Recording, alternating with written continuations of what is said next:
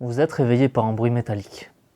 Vous avez à peine le temps de comprendre qu'il s'agit du son d'une clé dans une serrure, que vous êtes ébloui par une lumière vive provenant d'un néon blanc au plafond.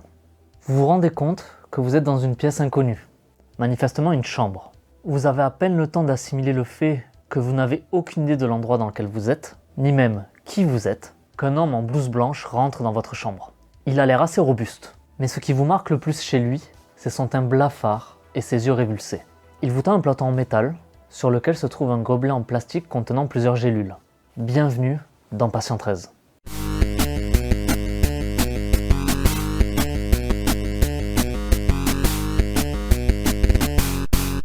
Enfin Patient 13, mon jeu de l'amour absolu. Je l'ai déjà dit, mais j'aime tout dans ce jeu. Son ambiance, son contexte, sa campagne, ses personnages, vraiment c'est juste une merveille. J'ai lancé pour la 3e fois la thérapie Thanatos, et je vais cette fois, comme pour Forbidden Lands, tenir un journal de bord au fur et à mesure des parties. Même si là ce sera un peu moins dense parce qu'on va jouer à un rythme d'une fois par mois environ. La précédente que j'avais menée comptait uniquement un joueur, mais comme elle n'est pas allée au bout et que certaines séances du bouquin, certains scénarios ne se prêtent pas vraiment à un meneur, un joueur, même si 90% du jeu colle à cette configuration, j'ai voulu la recommencer avec 4 joueurs. Le jeu se joue très bien à 4 joueurs, même si avec du recul, la première séance, j'aurais dû la faire séparément, mais ça on va y revenir. Donc j'ai 4 joueurs, Alix, Jérémy, Rémi et Lucie. Et c'est comme ça que je vais les nommer par la suite pour 2 raisons. Déjà, leurs personnages n'ont pas vraiment d'identité. Vu que tous les patients de l'hôpital sont amnésiques, ils s'identifient à travers des surnoms, et ces surnoms peuvent évoluer.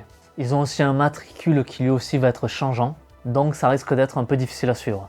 Et surtout, mes joueurs jouent clairement leurs personnages comme si c'était eux, avec bien sûr toute la liberté que le jeu de rôle implique. D'ailleurs, message à mes joueurs bien sûr, évidemment ne regardez pas cette vidéo, merci. Petit aparté sur la salle dans laquelle on joue, j'ai essayé de faire une petite déco pour mettre une ambiance en accord avec le jeu. Je vais vous mettre quelques photos histoire d'eux.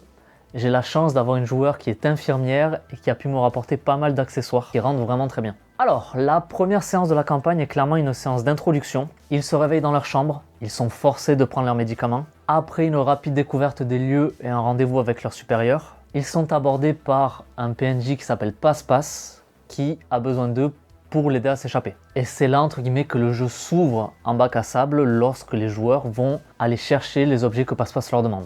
Et évidemment, ça s'est pas passé comme prévu. Et là où je regrette, entre guillemets, d'avoir fait cette séance en commun, c'est qu'à partir du moment où un des joueurs a refusé de prendre ses médicaments à la première scène, ou alors a trouvé un moyen détourné pour s'en débarrasser, comme se faire vomir par exemple, les 3 autres joueurs ont aussi essayé de faire ça. Même si c'est joué méta, j'ai pas voulu forcément aller contre ça, surtout que j'ai trouvé un moyen pour les prochaines séances de les forcer à prendre leurs médicaments. On y reviendra plus tard, mais ce moyen je l'ai trouvé grâce à Rémi. Rémi qui, dès la première scène, à son réveil, a décidé de s'enfuir. Il a réussi CG pour s'enfuir, donc il a passé toute la première séance en cavale dans l'hôpital. Il a du coup pas pris ses médocs, et là où les autres joueurs ont par exemple eu leur rendez-vous avec leur supérieur, lui il s'est juste planqué dans un placard. Pour vous décrire rapidement le jeu et l'ambiance de l'hôpital, déjà il n'y a pas de repère temporel. Niveau technologique, on va retrouver des gros écrans cathodiques qui diffusent de la neige. Il y a des caméras, des écrans de surveillance, des vieux téléphones à cadran, mais aucune date précise à part un panneau à l'accueil de l'hôpital qui précise qu'on est lundi.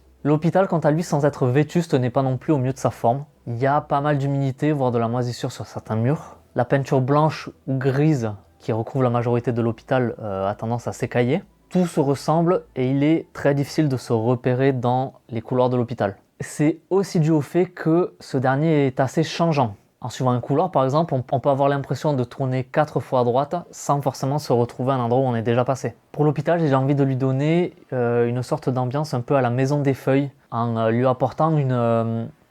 alors je sais pas si c'est comme ça qu'on le dit, mais il me semble, une architecture non euclidienne.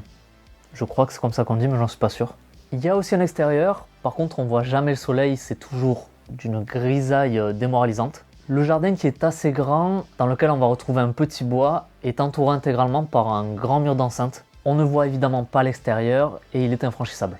Il y a 2 autres gros bâtiments dans le périmètre mais qui sont inaccessibles. Le bâtiment du directeur qui de l'extérieur a l'air d'être assez cosy, surtout si on le compare avec l'hôpital. Et un espèce de bâtiment en ruine abandonné pour préparer abattoir. C'est un supplément non officiel mais extrêmement cool au cas où je décide de poursuivre l'aventure. après la thérapie Thanatos. Ensuite, le personnel et les patients. Les membres du personnel ont tous en point commun le fait que la plupart du temps, ils ne parlent pas et ils ont tous les yeux révulsés. Ils ont l'air juste de coquilles vides qui sont juste bons à faire les tâches qui leur sont confiées. On retrouve là-dedans surtout des blouses blanches, les soi-disant aides-soignants, des infirmières, une standardiste, un dératiseur, ce genre de trucs. Niveau patient, il y en a de deux types. Ceux que j'appelle les baveux, qui ont le cerveau grillé, avec qui on ne peut pas avoir d'interaction normale et qui portent tous un uniforme délavé voire sale. Et les éveillés qui vont un peu plus sortir du lot, qui ont une personnalité propre et qui pourront souvent avoir une particularité physique qui les font vraiment sortir de l'ordinaire. En plus de ça, on a les supérieurs qui sont les médecins référents de tous les patients, qui vont tous être aussi horribles les uns que les autres et tous cacher leurs petits secrets. C'est des personnages extrêmement intéressants à incarner. Et enfin, très important, il y a 4 prises de médicaments quotidiennes, une au réveil, 2 avant le repas du midi et du soir, et une avant l'extinction des feux, et elles sont toutes obligatoires. Vous avez maintenant une idée de ce que l'hôpital a proposé, on va revenir à la partie. Sachant petit aparté que ce que je vais dire, je vais pas préciser si ça vient de moi ou si c'est directement dans le bouquin, surtout à cause du fait que, à force de le faire jouer, j'ai aucune idée de ce que j'ai tiré dans le bouquin ou de ce que j'ai imaginé au fur et à mesure de mes campagnes. On va passer rapidement sur les rendez-vous des supérieurs. Comme les personnages sont amnésiques, ils ont exactement les mêmes connaissances que les joueurs, et ces rendez-vous permettent d'expliquer aux patients, les personnages et aux joueurs ce qu'ils font là, le fonctionnement de l'hôpital, les emplois du temps, ce qu'ils peuvent faire ou non, etc. Avec à la fin un test de Rorschach qui se solde à chaque fois par un blackout. Alix, elle, a eu rendez-vous avec le supérieur Kemper, que j'ai décidé d'incarner extrêmement froid et irritable, surtout d'ailleurs qu'ils sont partis du mauvais pied. Kemper a dû intervenir dès la première scène car Alix a immédiatement refusé de prendre ses médicaments. Et comme Alix avait tendance à jouer la rebelle lors de l'entretien, Kemper a très vite perdu patience. Régulièrement, il était en train d'hurler, il était en train de replacer sa mèche grasse sur le côté qui s'était décoiffé à cause de ses sursauts. Et là par contre, elle n'a pas eu d'autre choix que de prendre son traitement car il lui a directement injecté en intraveineuse.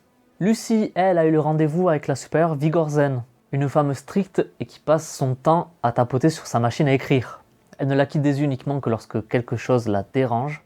Et même si elle n'est pas à son bureau, la machine d'écrire continue de taper toute seule. Jérémy, lui, a eu rendez-vous avec le supérieur Marsh et ses 3 trucs qui lui servent de fille. Jérémy a eu la bonne idée de recracher ses cachets dans la direction des porcs. L'une d'elles est devenue complètement défoncée, histoire de bien démarrer la relation avec son supérieur. Surtout que Marsh, lui aussi, avait dû intervenir dès le début pour la prise de médicaments. Du coup, comme je l'ai dit, test de Rorschach pour tout le monde, avec Blackout. Sauf pour Emile, lui, qui pendant ce temps a continué à se cacher. Il a trouvé une blouse blanche à la laverie pour se faire passer pour un aide-soignant. On attend encore tous qu'il trouve la technique pour les yeux révulsés. Il s'est rasé le crâne et la barbe pour être méconnaissable. Et il s'est fait également 2-3 contacts, mais on va pas rentrer plus que ça dans les détails. Petit aparté rapide sur Passe-Passe qui est censé lancer la campagne, mais dont ils se méfient absolument tous comme la peste. Mais je vais trouver un moyen de régler ça. Pour finir, il reste la loterie, et ensuite on abordera ce que je compte faire pour la prochaine séance. Entre autres pour résoudre le problème de Rémi le fugitif, la confiance envers Passe-Passe et le fait qu'ils prennent pas leur médoc. Alors la loterie, qu'est-ce que c'est? C'est un événement qui intervient au hasard dans l'hôpital, mais que j'ai voulu mettre en place dès la première session. Lors d'un repas, une musique de fête foraine va être crachotée dans le haut-parleur du réfectoire, et le supérieur Stein rentre tout joyeux pendant que les gens sont en train de manger, limite en dansant, ce qui va dénoter franchement avec les visages inquiets voire terrifiés de beaucoup de patients. À part pour une table qui n'a pas l'air franchement terrifiée, mais ça aura de l'importance plus tard. Au même moment, apparition dans la porte de la cafétéria du supérieur Butcher. Butcher qui a été annoncé par le grincement caractéristique de son fauteuil roulant et qui a l'air d'attendre quelque chose. Et donc le supérieur Stein passe à chaque table pour faire tirer un ticket dans un chapeau à chaque patient. On sent la transpiration et le stress de chaque patient au moment de tirer dans le chapeau, jusqu'au soulagement une fois le ticket en main.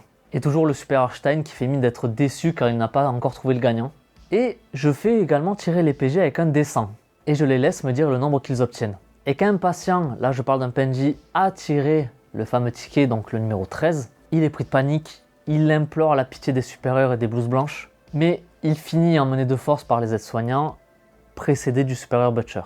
On entend ses cris s'éloigner petit à petit dans les couloirs de l'hôpital, avec toujours cette scène où Stein finit sa loterie et avec son regard joyeux et ses petits pas dansants.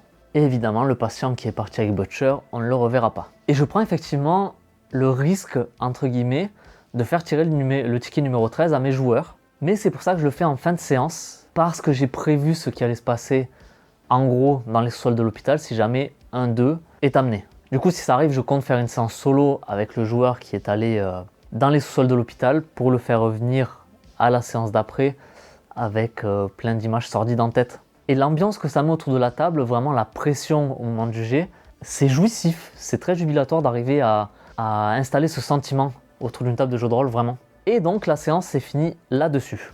Je suis très satisfait de cette première session, j'aime beaucoup la dynamique du groupe, mais maintenant il va falloir se pencher sur la prochaine séance. On va pas trop détailler ce que je prévois parce que sinon ça risque de faire redite avec la vidéo d'après du coup qui va résumer la séance précédente. Donc je vais juste faire une liste non exhaustive de ce que j'ai imaginé pour la prochaine séance. Déjà, le fait qu'ils aient esquivé la prise de médoc va avoir des effets. Je pars du principe qu'à partir du moment où ils ne ressentent plus les effets de leur traitement, ils vont se mettre à voir l'hôpital d'une façon différente, plus glauque, plus dérangeant. J'imagine vraiment en gros, pour le pire du pire, ce qu'on peut voir dans Silent Hill quand la ville se transforme. Et jamais je leur dirai si ils voient l'hôpital tel qu'il est lorsqu'ils arrêtent de prendre leur médoc, ou alors si c'est le manque qui les fait délirer. Ils auront jamais la réponse à ça. Ensuite, et ça ils le savent, le supérieur Stein, qui est le supérieur de Rémi, est à sa recherche. Donc dans les prochains jours, je pense 2 nuits plus tard, il va y avoir une fouille générale pour le retrouver. Du coup, cette fouille générale va impliquer 2 choses. Déjà, peut-être la rencontre avec le directeur, qui est un être profondément terrifiant. Et surtout, vu que la fouille aura lieu en pleine nuit, s'ils ont décidé de se faire vomir ou de cacher leur médoc dans leur chambre, au moment de l'inspection, ça va forcément se voir. Du coup, les prochaines prises de médoc se feront en intraveineuse. Et enfin, pour le point passe-passe, je pense me servir de filiforme. Filiforme, c'est un autre patient qui est arrivé dans l'hôpital en même temps qu'eux. Et je sais pas pourquoi, là où ils se sont méfiés totalement de passe-passe, filiforme, ils l'ont pris un peu en pitié. Et donc lui, filiforme, va se mettre avec des passe-passe. Et donc même si les PJ lèvent pas le petit doigt, passe-passe arrivera à faire ce qu'il a à faire. Mais ça, vous aurez beaucoup plus de précision les prochaines fois, je pense. Et voilà qui conclut ce premier épisode de la thérapie Thanatos, mes comptes rendus de campagne qui vont suivre mes parties de Patient 13. J'espère, pourquoi pas, que cette vidéo sera utile. Pensez à mettre un j'aime si ça vous a plu, à commenter si vous avez des trucs à dire et à vous abonner si ce n'est pas fait. Pensez également au Discord si jamais vous voulez venir échanger en direct, j'ai mis un lien en description. C'était Cyril, tchuss!